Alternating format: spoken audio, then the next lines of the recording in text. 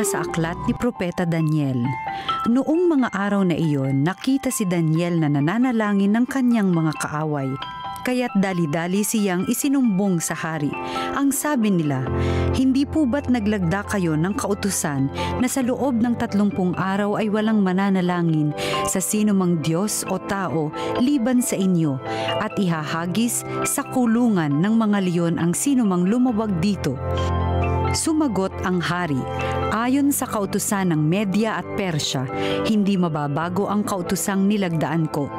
Sinabi nila, "Mahal na hari, si Daniel po na isa sa mga bihag mula sa Juda ay lumalabag sa inyong kautusan at 3 beses pa po kung manalangin araw-araw." Nang malaman ito ni Haring Dario, nabalisa siya at maghapong iniisip kung paano maililigtas si Daniel. Nang magkaroon uli ng pagkakataon ang mga kaaway ni Daniel, lumapit ang mga ito sa hari at sinabi, "Alalahanin ninyo, mahal na hari, na di maaaring baguhin ang alinmang kautusan sa Media at Persya." Dahil dito, iniutos ni Haring Dario na ihagis si Daniel sa kulungan ng mga leon.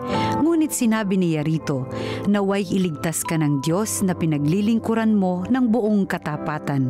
Ang pintuan ng kulungan ay tinakpan ng isang malaking bato. Tinatakan ito ng pantatak ng hari at ng kanyang mga ministro para hindi mabuksan ng sinuman. Ang hari naman ay umuwi sa palasyo. Magdamag siyang hindi makatulog. Hindi siya tumikim ng pagkain at ayaw niyang paaliw. Kinabukasan, maagang nagbangon ang hari at nagmamadaling pumunta sa kulungan ng mga leon. Pagdating doon, malungkot siyang tumawag, "Daniel, tapat na alipin ng Diyos na buhay. Iniligtas ka ba niya sa mga leon?" Sumagot si Daniel, "Mabuhay ang kanyang kamahalan.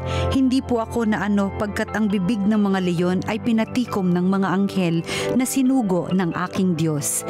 Ginawa po niya ito pagkat alam niyang wala akong kasalanan ni nagagawang masama laban sa inyo." Dahil dito, labis na nagalak ang hari at ipinahango niya si Daniel sa kulungan ng mga leon. Nang siya'y maiahon, wala silang nakita kahit bahagyang galos sa katawan ni Daniel. Ang lahat ng may kinalaman sa pagkahagis kay Daniel sa kulungan ng mga leon ay ipinahagis doon ng hari, pati ang kanilang sambahayan. Hindi pa sila halos sumasayad sa kulungan ay nilapa na sila ng mga leon. Pagdating sa palasyo, sinulatan ni Haring Dario ang lahat ng lahi, wika at bansang kanyang nasasakupan. Anong sulat? Sa lahat ng kinauukulan, iniuutos ko sa lahat kong nasasakupan na matakot at gumalang sa Diyos ni Daniel. Siya ang Diyos na buhay at maghahari magpakailanman. Hindi mawawasak ang kanyang kaharian at mananatili habang panahon ang kanyang kapangyarihan. Siya ay nagliligtas. Gumagawa siya ng mga kababalaghan sa langit at sa lupa. Iniligtas niya si Daniel sa mga leon. Ang salita ng Diyos. Salamat sa Diyos. Dakilait papurihan ang puon magpakailanman.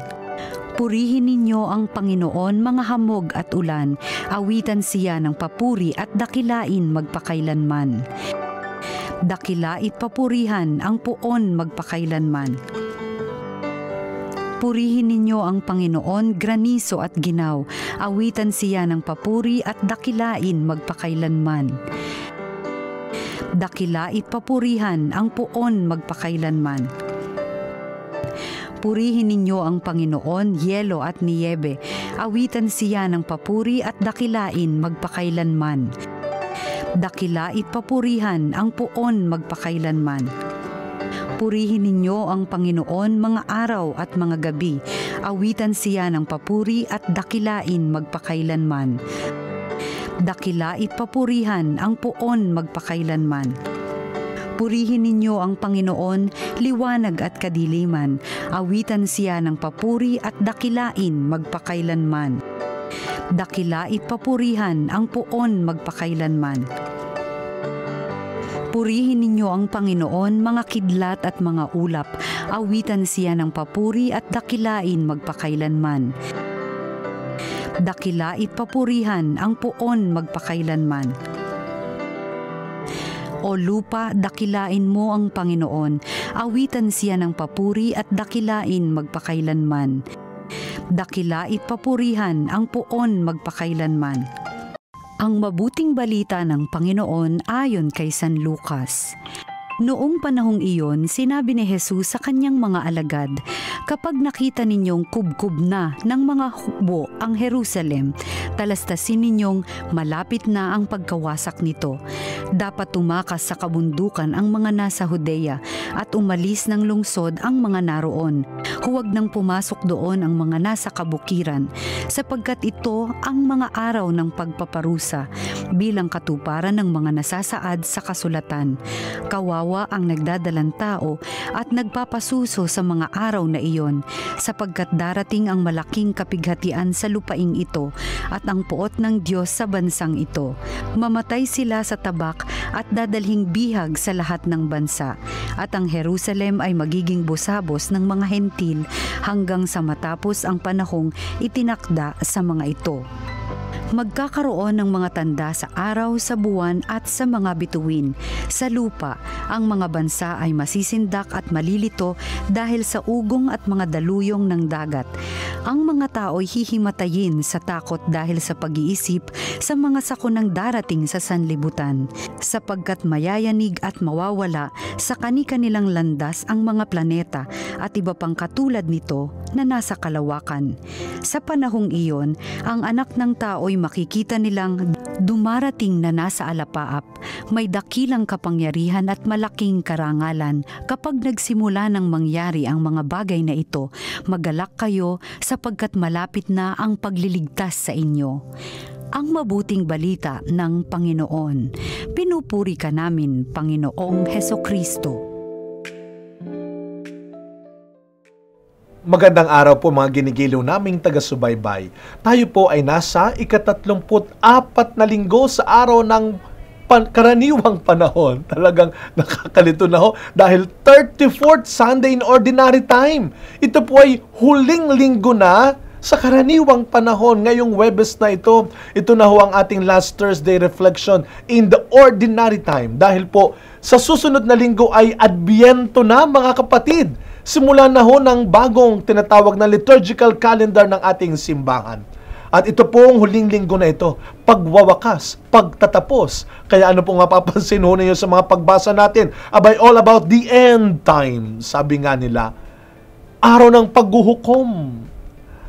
Narinig ho natin sa ating ebanghelyo, kung babalikan natin last Thursday, diba yung pagtangis ng Panginoon, Dominus Flebit, tumangis ang Panginoon nang makita niya ang kanyang bayang Jerusalem at naalala niya, o hindi pala naalala, at nakita niya ang maaaring sapitin at nangyari nga ho yun. At nangyari nga yung kinakatakot niya dahil hindi nakinig ang tao, dahil hindi sumunod ang tao. Nalungkot ang Panginoon sa kanyang nakita, nasira ang kanyang bayang Jerusalem. Sabi nga ay, walang natirang bato sa ibabaw ng kanyang kapwa bato. Mukhang pinulbus talaga. Ngayon mga kapatid, sinasabi ng ebanghelyo natin kung anong magaganap sa wakas ng panahon. Ang mga bituin, ang mga nasa langit ay babagsak, magdidilim. Maraming masisira. At yung sinasabi ng kasulatang kaparusahan ay ipapataw na. So, number 1, totoo at tunay ang sinasabi ng kasulatan. Kaparusahan ang kapalit ng ating pananatili sa kasamaan at kasalanan. Kaya nga, minsan pa, sinasabi ko sa inyo at pinapaalala ko sa aking sarili, huwag nating isipin na tayo ay nakalusot na sa marami nating inilihim na kalokohan at kasalanan, sapagkat isang araw haharapin natin ang tapat na hukom, ang tunay na hukom. Haharapin natin at tatanggapin ang kaparusahan.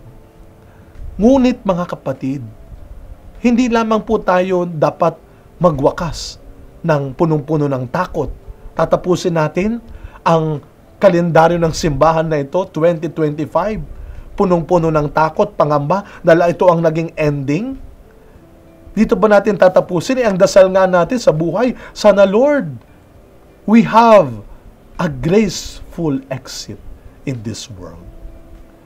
Isang pinagpala, puno ng pagpapalang pagwawakas at pagtatapos sa mundong ito. Diba? How beautiful is that? Sana yun ang ating ipagdasal, Lord. Kaya hindi lang tayo nagdadasal ng matiwasay, maginhawang buhay. Ang pinagdadasal din natin, ang turo ni Saint Joseph, Padre Pio, to have a peaceful death. And tayo hindi lang peaceful, grace-filled death. Isang mapagpalang pagwawakas at kamatayan. Paano ito, Father? Nakakatakot naman itong wakas na ito. Nakakatakot naman mga huling pagbasa sa pagtatapos ng kalendaryo. Abay, balikan po natin yung huling bahagi ng ating ebanghelyo. Huwag lang tayo matutok doon sa kaparusahan, pero huwag na diyan pwedeng baliwalain. Natunay na may kaparusahan, pero ano yung sinasabi sa huling bahagi ng ating ebanghelyo? Kapag nagsimula ng mangyari ang mga bagay na ito, na kinakatakutan natin, pero anong sabi? Magalak kayo, sapagkat malapit na ang pagliligtas sa inyo. Hindi ho kamatayan, katatakutan, kaparusahan lamang ang dapat nating pagnilayan at tutukan sa pagwawakas ng taon na ito. Kaligtasan. Sa pagtatapos ng panahon, sa wakas ng panahon, pwede namang hindi kaparusahan. Pwedeng kaligtasan. Paano? Kung magbabago na tayo ngayon, makikinig, susundin, at pipiliin na natin ang Panginoon. It's your choice. It's my choice. It will always be our choice. Kaya nga ho, mga kapatid, kapag, speaking of pagtatapos, di ba? Sa mga graduation, maririnig niyo yung speech ng mga honor students. At kahit hindi honor students, kapag binigyan ng pagkakataong magpasalamat yung mga gumraduate, anong sinasabi nila? Ma, pa, tay, daddy, mami, salamat for everything. Salamat sa lahat ng tinuro ninyo dahil kung hindi ko kayo sinunod, hindi ako makakatapos. Hindi ko matatapos ito. I will never have this success. Diba? Kung hindi ko kayo sinunod. Kaya mga kapatid, nandun pa rin sa atin. Wala pa tayo sa dulo. Wala pa tayo sa wakas.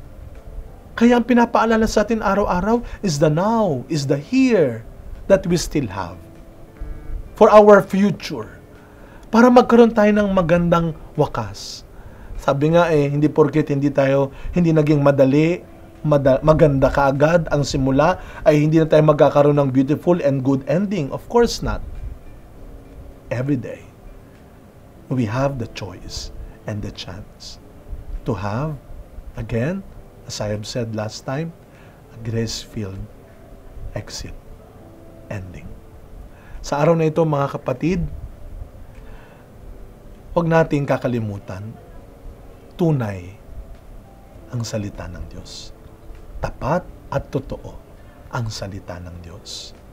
May kaparusahan na naghihintay sa ating ginagawang kasamaan, kasalanan.